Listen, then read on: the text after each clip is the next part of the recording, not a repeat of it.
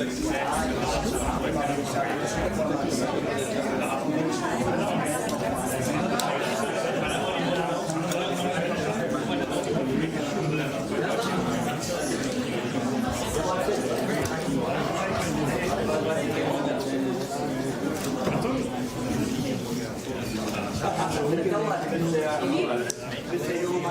los, es geht wahrscheinlich früher los, also macht sehr schön.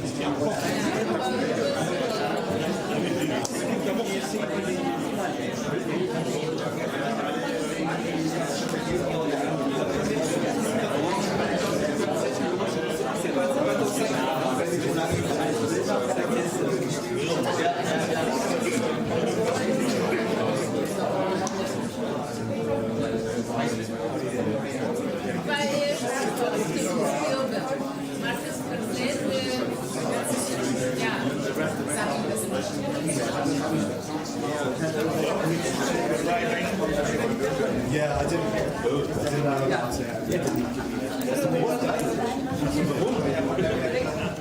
Oh, yeah.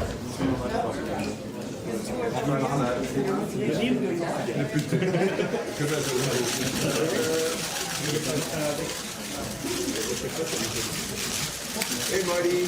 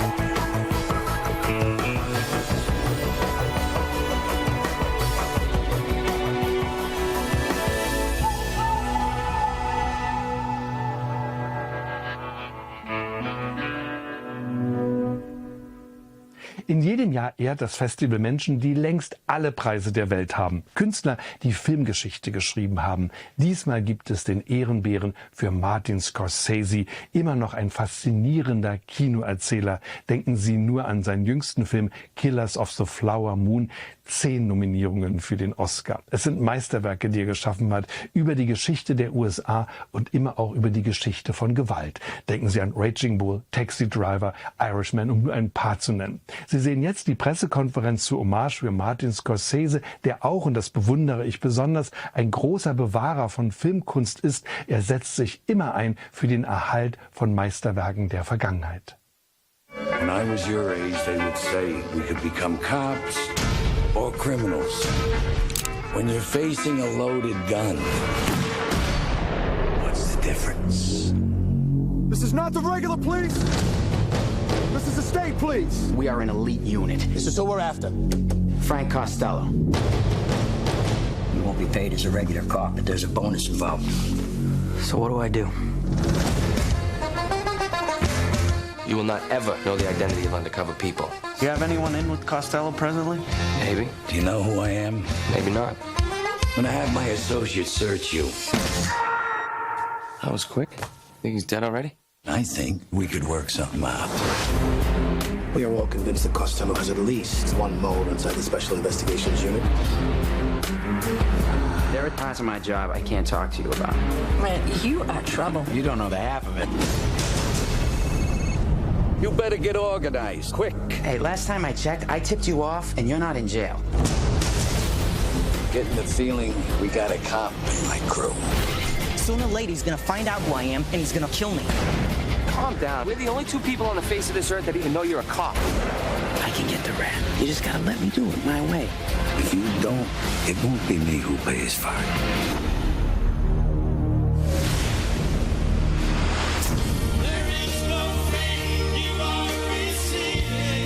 You lying to me. There are things you don't want to know about. What are you waiting for, honestly? I mean, do you want him to chop me up and feed me to the poor? Is that what you guys want?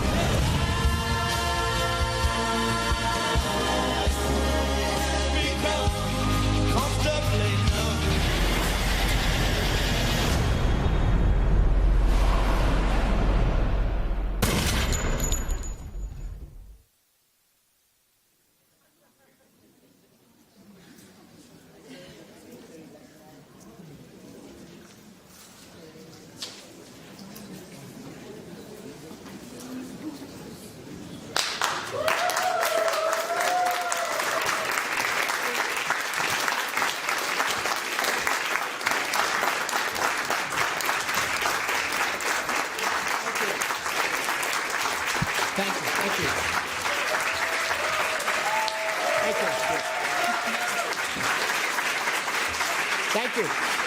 Thank you very much. Thank you. Thank you.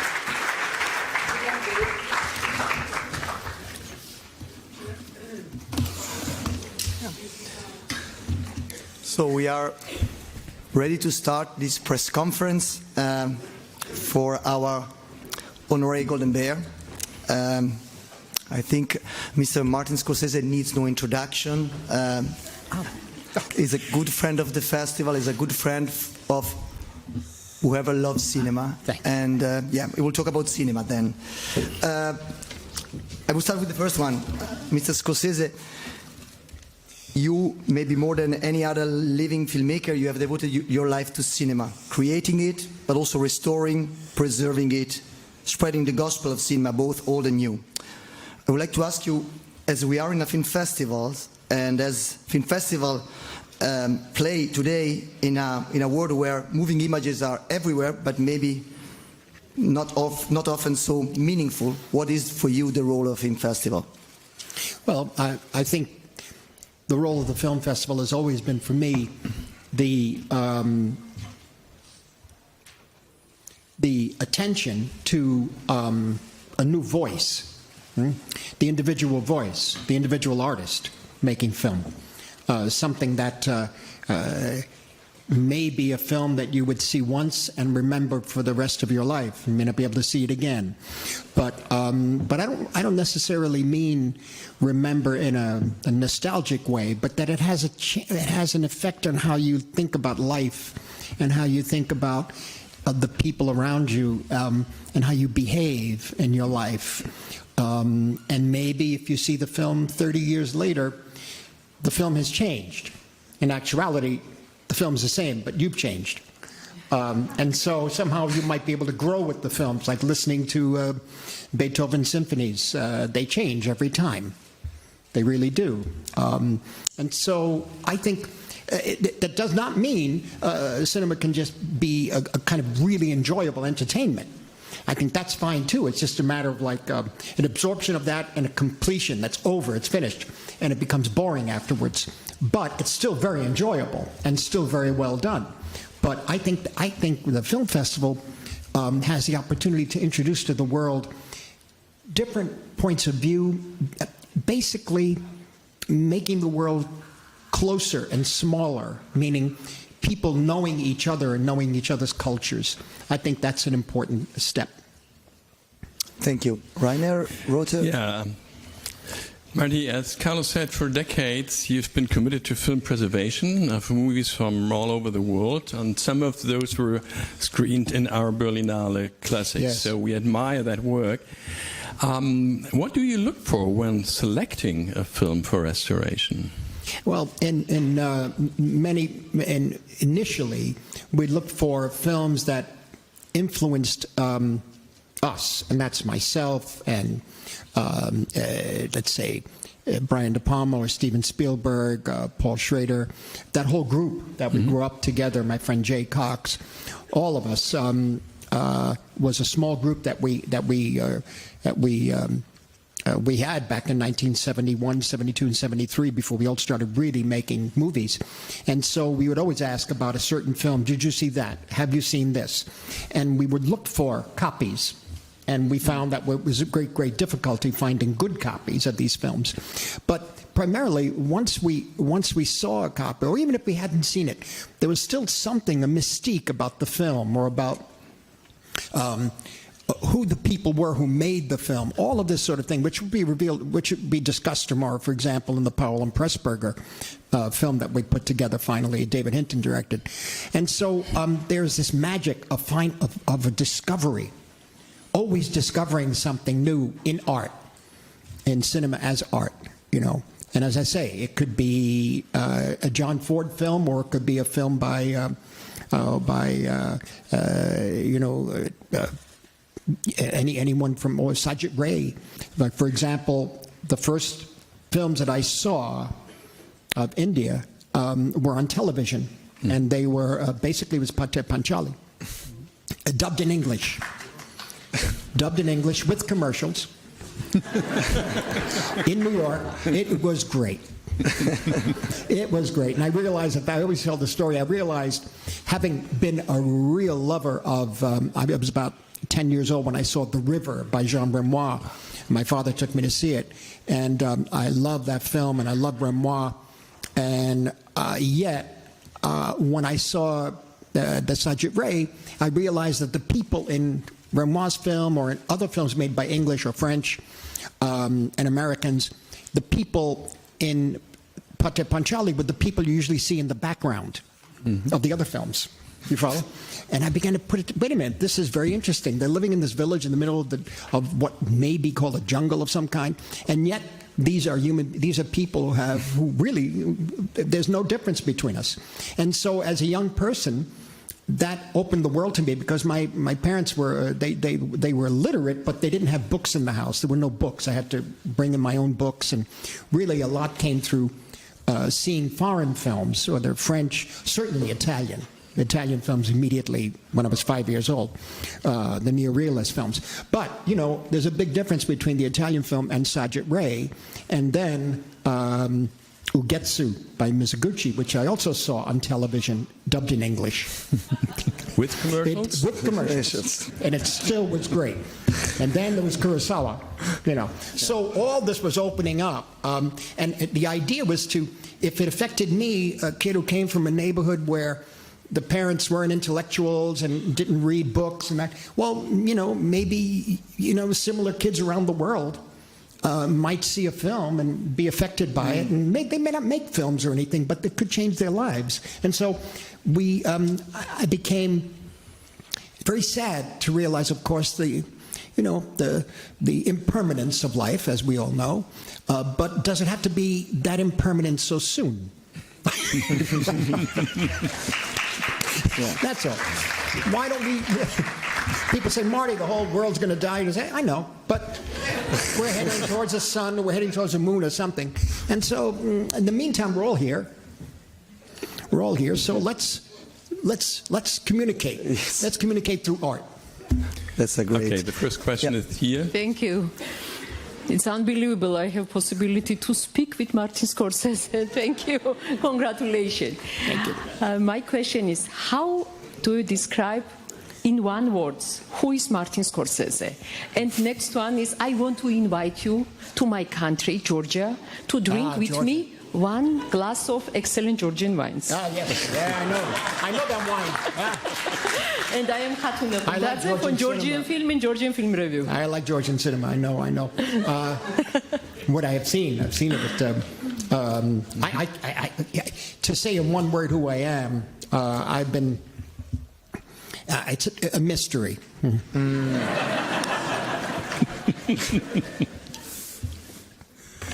Okay, that's a perfect answer. Okay, hi, I'm Sofia from Argentina. In your film, Italian American, the first of many collaborations with your parents, you decided to put part of the focus on food. And which, having Italian roots myself, I found it really on point. And I was wondering, apart from the famous sauce, what was your favorite dish from your mother while growing up? Oh, my favorite, my mother's, I preferred the lasagna that she made. Oh, no. Yeah, my daughter Kathy, she's named after my mother. She knows how to make it, but I think that's the end of the line. Yeah. Now, come on, there must be... Lasagna is good, any way you get it, but my mother's was great. Yeah, the next one. Good day, Mr. Martin Scorsese. Yes. My name is Aras Kiribayev from Kazakhstan, writing for 98 magazine. You've inspired so many generations of young filmmakers from all over the world. And yesterday in the documentary, we saw that you've been inspired for so many different generations of other filmmakers of the past. I'd like to ask, therefore, are you being inspired today by any of the younger filmmakers, the ones that are just making their names in the industry? And if yes, could you name some of them? Thanks a lot. Well, it's a good question. It's just that since I'm 81, time is an issue. In that, where I devote the time to look at a film, I need to really select that and decide to go there. There's certain new Japanese cinema and Celine Song's Past Lives, Vim's film, Perfect Days. So, I mean, there are other young people whose work that I'm fascinated by. I try to keep up as much as I can, but I find it difficult in terms of following as many as possible. I wish I could be more specific on that. Sorry. The next question is there. Dear Martin Scorsese, my name is Márcio Salem from Cinema com Crítica from Brazil. Congratulations for your well-deserved Honorary Golden Bear Award. I'm nervous, sorry. You are a paramount of movie making, and it's our privilege to appreciate your work. Thank you very much. Much has changed since you began filmmaking. Digital, streaming, even TikTok changed the way in which pictures are made and consumed. And much has been said about the death of cinema and the death of theatrical experience, but less has been talked about the death of film criticism, after social networks devaluated the role of a film critic. In your opinion, how can film criticism still be relevant nowadays? Thank you very much. Well, that's a good question. I think, although, criticism exists only in the shadow of the art that's created, without that, there can be nothing. And so we take the risks, and we have to take the further risk of being evaluated critically. One important thing is critics with an original point of view, or at least a sense of focus. And the word curating comes to mind. Curating curating filmmakers and curating types of films. For example, when we started making independent films in New York, it was based on what John Cassavetes and Shirley Clarke did and all that sort of thing. Separate from California, which was still very much the Hollywood system, the studio system. But in terms of film history, basically we had the 1940s, 1950s, and I say that because silent film, you couldn't see anything good silent. What I mean by that is that there were no good prints. Everything was scratched up, beaten, projected incorrectly, so the complete silent cinema was gone, pretty much, in America, from what I could tell, in New York, where we were. I don't include the 1930s, because the early 30s films were also very poorly represented on television, rarely shown in theaters. Late 30s, maybe. So you had the 40s and the 50s, and you had, from Europe, we had neorealism from Italy, and we had the high-quality French cinema of Marcel Carnet and René Clair and that sort of thing. And, of course, there was the British cinema throughout, because it was English-speaking, and we had it in America. So it was very rare to see a film from Asia. See, so, when Ugetsu was shown on television, that's a major event. What I mean is, it wasn't heralded, but it slipped in. The Japanese cinema slipped in through Rashomon and that sort of thing. But you had an ability to actually catch up on cinema that was not necessarily representing your own culture. But now, you have 100 years of cinema, You have silent cinema, which is back in effect, although it's only 10% of it. The rest has been destroyed. But what you can see of silent cinema, for the most part, is pretty good now. The restorations. You have films from the 1930s in beautiful condition. You put on TCM anywhere, and you'll see a film that looks like it was made yesterday. You have everything from the 50s. You have it, and plus you have it from all the other countries in the world. So how do you tell a young person where to go, what direction their viewing should take? You know, and at least it's like starting a baby walking in a way, and eventually they'll get the idea. If you put one foot in front of the other and push the earth back, they'll propel forward. But you need to give them that push first to say, okay, you like Asian cinema. Well, there's Taiwan. Well, there's Indonesia. Well, there's Japan. There's China. There's mainland. There's Hong Kong. All of this has to be focused, I think, and maybe a critic can help that way. You see, what's fashionable dies within a day, in a way. You know, something else, the value has got to be stronger for you to look at a film 10, 20 years later and say, oh my God, that's still as powerful. Why is that? We don't know. Maybe because of what it has to say to us as human beings. We're still able to be moved by it. But criticism can help focus younger people to concentrate. I was doing location scouting for Killers of the Flower Moon in the middle of Oklahoma, and I am a New Yorker. That we know, yes. And the middle of Oklahoma is just as it sounds. It's a beautiful place, but I'm in the middle of wide prairies and sky, and there was this house, and we went to this house to look for location scouting, possibly utilizing this person's house, and she was very nice. She was an artist, and she was living in this, two-family house, whatever, a small farmhouse, and she had a son, was about 20 years old. And we were walking through the house and saying, I'm not sure if this is right. I have to look at pictures of the original one. This is 2 years before the film was made. And towards the end of the visit, it was very hot, I remember. The young man asked his mother if we could have a picture taken. She said, do you mind, my son? He likes movies. I said, fine. So we have a picture, and the boy leans into me and leans towards me and says, you help distribute Wojciech House's The Hourglass Sanatorium? I said, yes. We're in the middle of nowhere.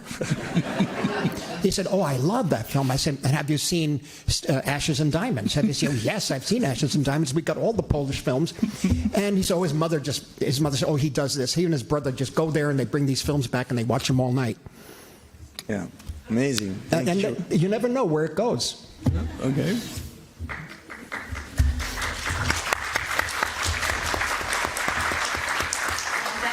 To Athens, Greece. I'm Polly from Greece. I work for FlixGR and Nova Cinema TV, but once I was a kid watching Taxi Driver in a small theater in Athens, and thank you for making me the person I am today. I wanted to ask you, every time I had the great honor of following you in master classes or interviews, you have been talking passionately about other people's cinema. You love cinema and you never talk about yours, but here we are, you're receiving an honorary Golden Bear. And I'm wondering, do you allow yourself to say, I have affected filmmakers of generations to come. I have become an adjective, a cinematic term, when people are writing reviews. I'm receiving an honorary award. Well, I mean, I never thought of it in those terms. I guess when I was younger, full of even more ego and ambition. The ambition, I guess, you never quite lose that, to be honest. The ego, I guess you never quite lose it either. You try to. You try to because it gets in the way sometimes. And so the more I believed people telling me such things, I think the more it hurt me. So I had to push that away. I had to say, you don't know. And I think it happened on King of Comedy. It's when I realized it was free. I didn't know anything anymore. I put it all into Raging Bull, then Taxi in New York, and then Last Waltz. And I said, I don't know anything. Meaning, I'm free now to rethink everything. Where does the camera where is the camera? Where is the camera aimed? Where is the camera placement? What is this character doing in the frame? Story, yes. Character, yes. But in how to tell a story with pictures, I had to start all over again. And I find that's happened, thankfully, gratefully, a number of times in my life where even The Irishman, I had to stop and say, no, wait a minute. I don't want to do it. I don't want to move the camera here. I don't want to cut in here. I just want to do this, or I want to do that. Well, what do we need for an establishing shot of a car driving up? Then it has to be rhythm. It has to be music. It just can't be a car driving up. You see, in other words, otherwise it becomes something that is ordinary. And so every frame in it, even though it's a lengthy film, every frame was thought of in a different way. And a lot of it is demanded by the nature of the characters of the film, the actors, he or she in the frame.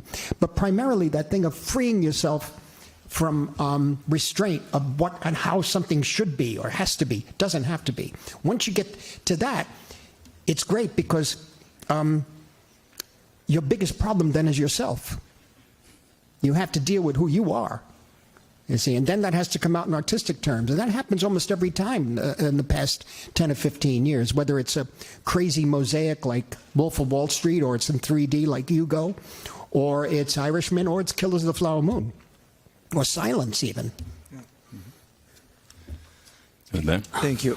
Hi. Joschuk from German television ZDF.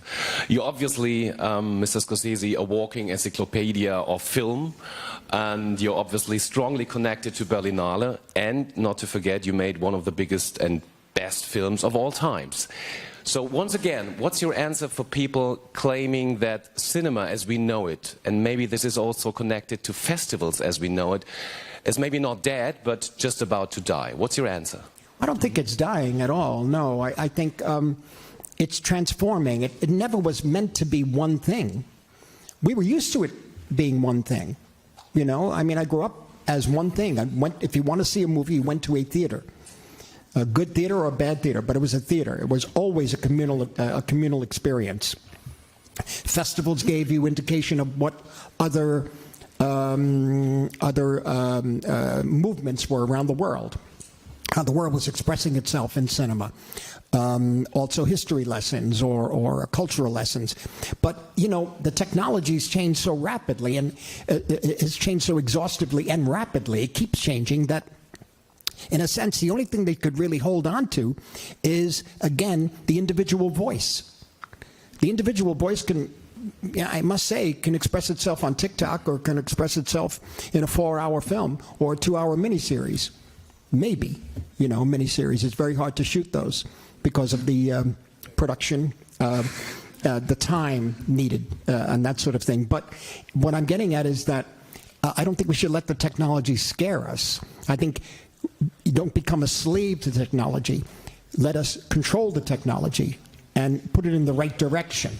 The right direction being from the individual voice rather than, again, something which is just consumed and tossed away.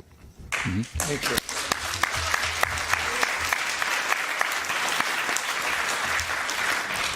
Okay. Hi, Martin. I'm 21 years old. My name is Lazar Krisimov from one of the most corrupted countries, Bulgaria, in Europe. In Bulgaria, we have no. It's true. It's not funny. In Bulgaria, we don't have. You know, the politicians aren't so interested in you in the berlinale. They gave me only like 5 or 10 minutes in the private national radio. I'm from Derek Radio Bulgaria. And my question is the following. Because this scene, I think, when Jack Nicholson's character says this ain't reality TV, is the most poignant scene in The Departed, in the movie. And can I do an improvisation, and then I'll tell you the question? Because I can do a perfect Nicholson, only 10 seconds. The line, there's like 3 lines. Yeah. Are you saying, was it improvised? The scene? Yeah, but I can do the scene, and then you... want to do the scene? Yeah. Yes. You want to do the scene? Yeah. Go. Yeah, but it's really good. Go. Okay. Go. You will allow it? Yeah, sure. Okay. Sorry. What do you got? When I tell you to them the body in the marsh. You dump him in the marsh. Not from a John Hancock bar where a guy has to get a fucking blowjob. That's right. Don't laugh. This ain't reality TV. That's right. Because he told him to bury the body. Yeah. Not with some guy. Exactly. Yeah, because that's good. And I think because we're all here for the film. Because right. it's really, I think, a masterpiece. And because I was born 2002, 2006, I was like 4 years old. But I saw the movie 1 or 2 times. And the question is about the screenplay. Did Nicholson improvise this line, this ain't reality TV? Because you said in an interview... Which line? Yeah. Which line? This ain't reality TV. Oh, it's, I think he did. No, maybe not. Maybe Bill Monahan wrote that. Okay. No, seriously. The film was rewritten many as we were shooting. Yeah. And I told you to bury the body. That was written. I remember. Yeah. This scene where he says, "I smelled a rat," and that scene, some of that was improvised, and certainly the gun was improvised. But because that's the question: is it a metaphor for you? Because you said it in an interview, the line "This ain't reality TV," that it's a metaphor for the whole movie. That it's not like some cheap crime thriller, but it's like an Oscar-worthy performance, not only for Nicholson, but for the whole film. And he didn't win that Oscar. No, I know. Okay. I know. Okay, thank you. I know he didn't win. I know. No, thank you. We experimented a great deal on with each scene in that film. Even in Killers of the Flower Moon, same thing. We kept working on the script as we were shooting. So very much so, even more so on Departed. And that character of Nicholson is based on somebody I remember growing up. Thanks for the performance. We go back to questions. This is Mark Harapetian, founder and publisher of the film magazine Spirit, the Smile and the Storm since his 16th living year I do. So I'm also a long time in the business. But it's a really big honor to have you here, Mr. Scorsese. Last year we had here Steven Spielberg and I could talk with him. And now I know that he named Killers of the Flower Moon your absolutely masterpiece. I agree, I think it's your best film. And I know the question is, I know you work together on the restoration of films, especially Universal classics, but is there any idea of doing together a feature film? Myself and Steven. Oh, no. We've tried over the years to produce films together, and I think we only came close to it with Maestro, I think, and a couple of other things. It would be very enjoyable, that's for sure. Hello, and hello down there, your new project. Yeah. And I watched on your Instagram webpage where you told that sometimes the 30 seconds is much difficult than make 2 hours or maybe 4 hours for Killers of the Flower Moon. And you told that sometimes the 30 seconds is life. Can you share us and can you tell us which one was the best 30 seconds in your life? Thank you. And I'm from Georgia, and we are invited together, you, and we are waiting in Georgia. Thank you. You mean which... best 30 seconds of my life. You mean in film? Is that it?